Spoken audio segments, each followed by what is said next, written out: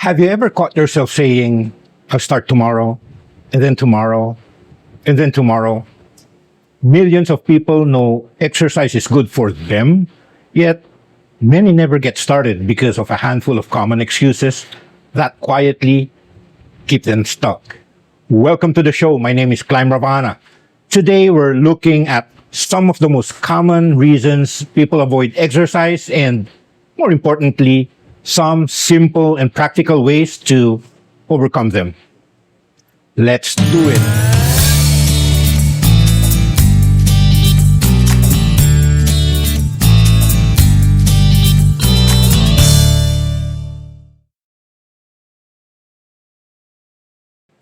I don't have money to exercise, or sports are expensive and I'd rather spend that money on my kids. This is an excuse I hear very often. Maybe your kids need new shoes, maybe money is tight and every cent matters. And those are real concerns, and I completely respect them and understand them. For some people, it's not really about the money, it's about feeling embarrassed. They don't want to go to a running park because they don't have expensive running shoes. They don't want to join cyclists because they don't have branded bikes. They compare themselves to people with better equipment and feel like they don't belong. But dude, fitness is not a fashion show, and fitness is not a competition. Walking around your neighborhood, climbing stairs, maybe doing push-ups, or maybe doing bodyweight squats, or stretching, or maybe following a free exercise video online can all be done at very little cost. Sometimes they're even for free. The truth is that your health doesn't care how expensive your shoes are, how fancy your bike is, or maybe what brand is written on your shirt. What matters is that you move. And to be honest with you, as a premier athlete myself, I honestly don't give a damn what shoes you have, or how expensive your fitness tracker is, or how cheap your jerseys are. So never let your budget or your pride stop you from taking care of your health. If you have friends maybe who look down on you because of material things, just stay away from them.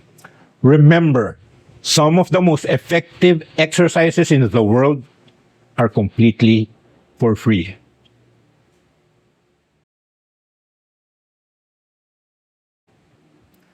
I got more important things to do and I just don't have the time to exercise.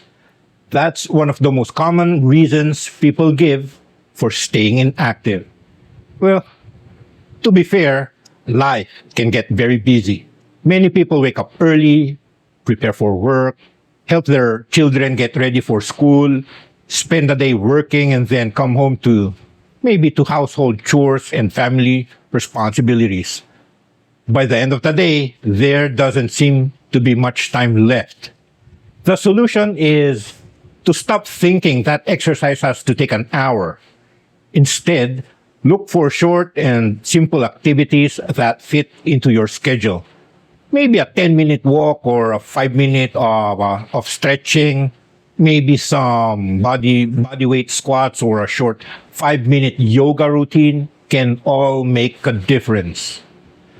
Research from organizations such as World Health Organization shows that even small amounts of physical activity provide meaningful health benefits compared to remaining inactive. Remember, 5 minutes of movement is always better than none at all.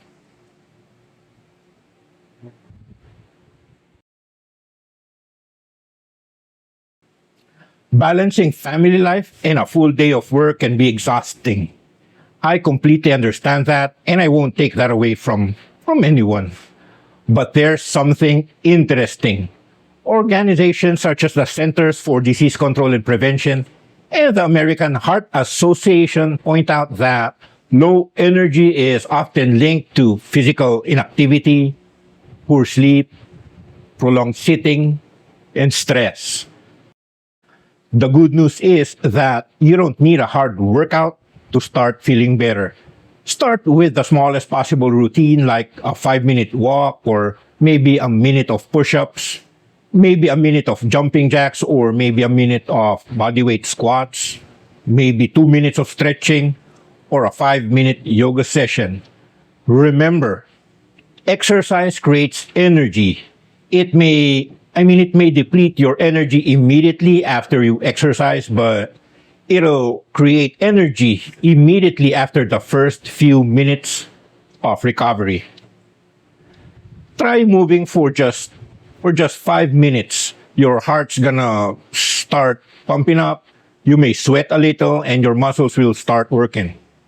You might feel slightly tired immediately afterward, but many people notice that a few minutes later, they actually feel more refreshed, more alert, and more energized than before they started.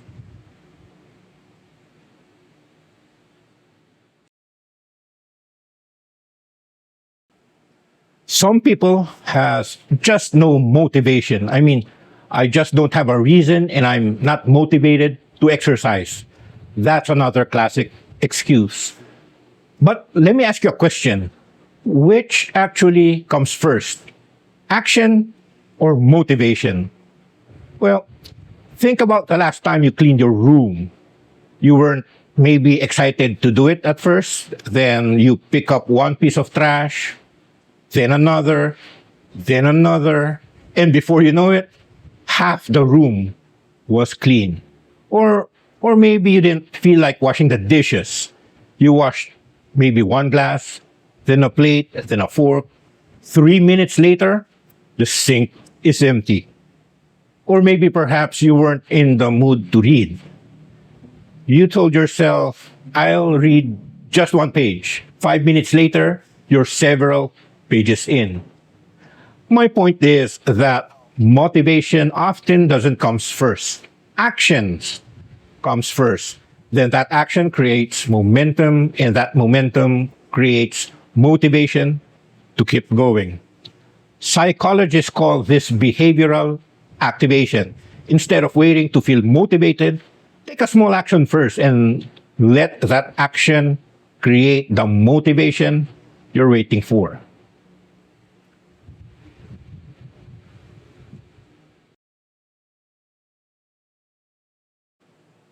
Do you have health issues? Having a medical condition is a serious concern, and I take it very seriously. If you have a medical condition, respect it and manage it properly. But don't automatically assume that having a health issue means doing nothing. The World Health Organization and many major medical organizations generally recommend appropriate physical activity, not complete inactivity. In fact, doctors often prescribe exercise as part of managing conditions such as high blood pressure, heart disease, type 2 diabetes, arthritis, obesity, and even some forms of cancer. If, for example, you had a broken limb, you can do seated exercises or chair stretching. If you had undergone serious surgery, short walking sessions or low intensity supervised aerobic exercises is often recommended. The key is to talk to your doctor and ask specifically what activities are safe for you. Then follow that advice. Your goal is not to do what everyone else is doing. Your goal is to find the right activity for your body and keep moving safely.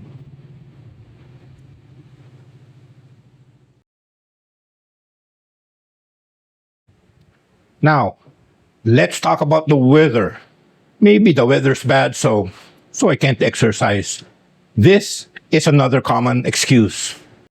I'll be fair, all right? There are times when the weather really is unsafe.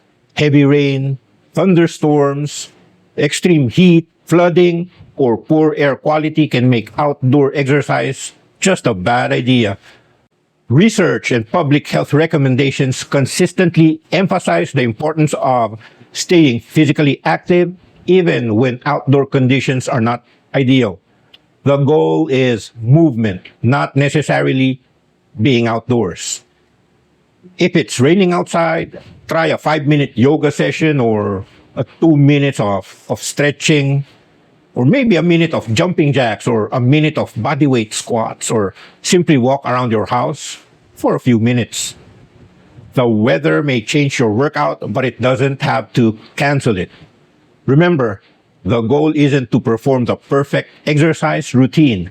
The goal is simply to keep moving.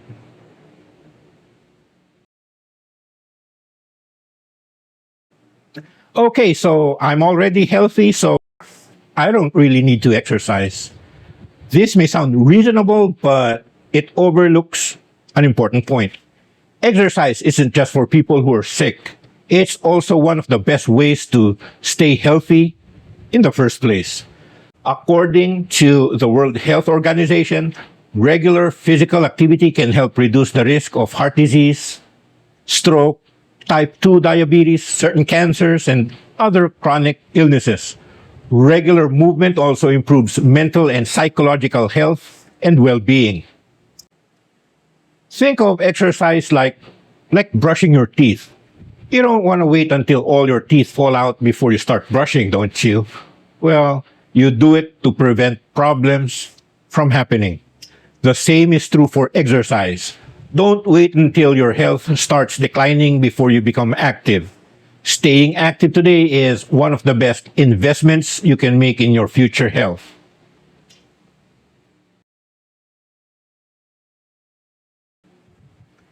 Exercise can be boring. I hear this a lot. The problem is that many people think exercise means spending an hour on a treadmill, lifting weights in a gym, or doing the same routine over and over again. But exercise doesn't have to look like that. I mean, dancing, hiking, cycling, maybe swimming, or playing basketball, walking with friends, gardening, or even playing with your kids can all count as physical activity. The best exercise is often the one that you actually enjoy doing. So instead of asking what exercise should I do, try asking what activity do I enjoy that gets me moving. When exercise becomes something you enjoy rather than something you have to endure, staying active becomes much easier.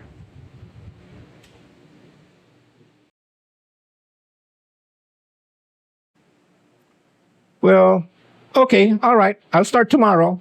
This may be the most dangerous excuse of all. Psychologist Peter Galwitzer's research on implementation intentions found that people are more likely to achieve their goals when they take specific action rather than simply intending to do something in the future. I'm largely out of shape, and I told myself I'll do my sit-ups tonight before bedtime. That was 3 months ago. Think about how many times you've said, I'll start tomorrow, then maybe tomorrow, then the next day, then tomorrow becomes next week becomes next month. Before you know it, a year has passed. So don't focus on starting tomorrow. Focus on starting now. Just take a 5-minute walk, or maybe do 5 push-ups, maybe spend 2 minutes stretching. The action itself is not important. What matters is taking the first step. Because once you take that first step, you're no longer planning to exercise. You're already started.